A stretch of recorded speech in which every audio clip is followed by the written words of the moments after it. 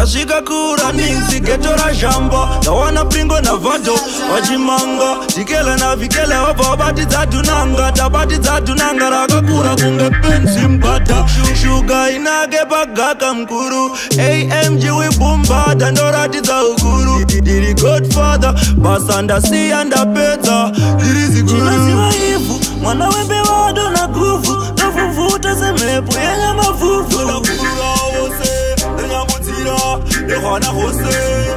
chinaziva ivu mwana wembe wado na guvu ndavuvuta semhepo yenyamavuvu ndakurura wose ndauya Natasha mutunga zvose garai pasi mufunge futi ndopamchaona kuti ndajowa panoita separira futi yecho apisha kakata tubati kakata woti dzosa futi ngoma adzisi dzekunyika dzimu ndabva nadzo nekunyika vanhu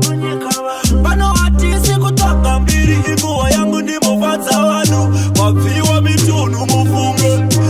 toti kufamba kwesimbe harichenesa nzira yangu ndifambe harichenesa nzira yangu ndifambe chinaziva ivu mwana wembe wado na guvu ndavuvuta semhepo yenyamavuvu ndakurura wose ndanyambudzira ndehwana hose chinaziva ivu mwana wembe wado na guvu ndavuvuta semhepo yenyamavuvu ndakurura wose ndauya Natasha mutunga dzose ndasvika kuRunnings geto razhamba ndawana Pringo naVado wachimanga Jikele na Vikele wabva wabatidza tunanga tabatidza tunanga rakakura kunge penzi mbata shuga inake pagaka mkuru AMG wibumbada ndoratidza ukuru diri Godfather basa ndasiya ndapedza diri ziguru chinaziva ivu mwana wembe wado na guvu ndavuvuta semhepo yenyamavuvu ndakurura wose ndanyambudzira ndehwana hose chinaziva ivu mwana wembe wado na guvu ndavuvuta semhepo yenyamavuvu ndakurura wose ndauya Natasha mutunga dzose garai pasi mufunge futi ndopamchaona kuti ndajowa panoita separira futi yecho abhisha kakata tubati kakata woti dzosa futi ngoma adzisi dzekunyika dzimu ndabva nadzo nekunyika vanhu pano hatisi kutsvaga mbiri inguva yangu ndimofadza vanhu wabviwa mitunhu mufunge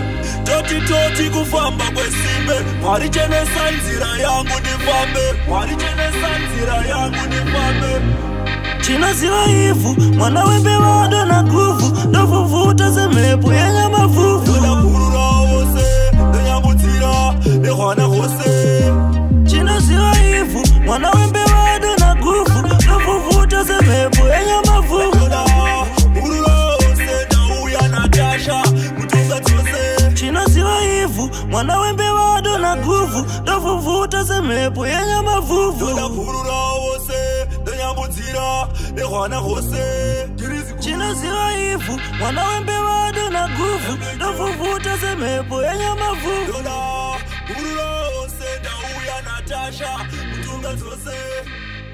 Bilberry Amplitude Godfather signing out.